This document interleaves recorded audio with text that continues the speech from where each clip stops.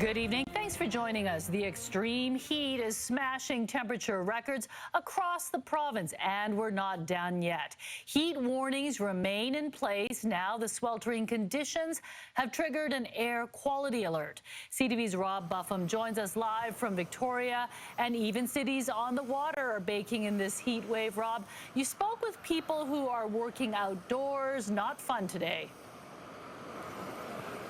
That's right, Mijung. We're by the ocean right now, just off Dallas Road in Victoria, where there is a light breeze that's cooling things down a little bit. But earlier today, we spoke with a road crew just inland from here that was dealing with 60-degree melting asphalt.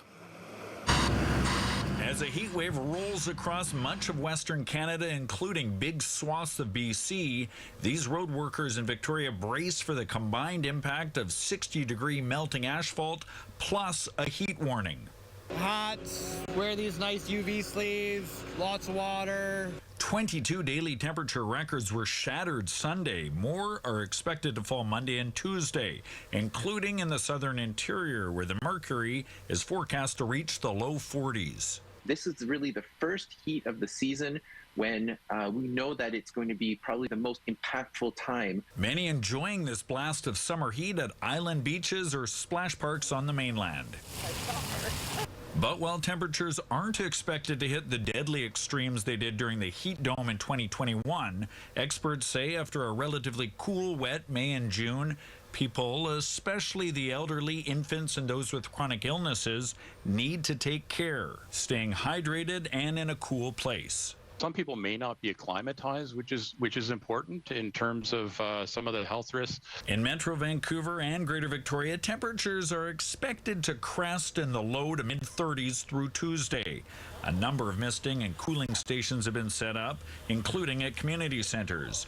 Others taking their own precautions. Fans, air conditioners, and other supplies selling at a brisk pace at this hardware store.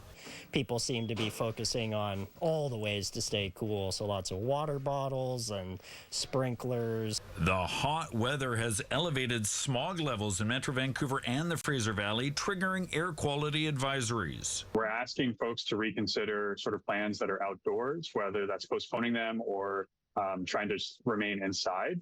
Although things are expected to cool somewhat starting Tuesday night into Wednesday, that change brings a risk of dry lightning sparking wildfires, including potentially in the Okanagan. With our fuels so dry and with the heat that we're seeing, any risk is a significant risk. As the province faces the year's first bout of scorching heat.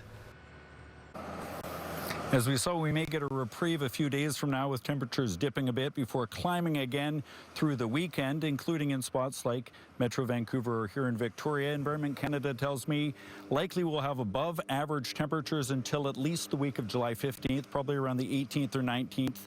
Things may dip a temperature or two below average. So hot weather for a while to come here, Mijung.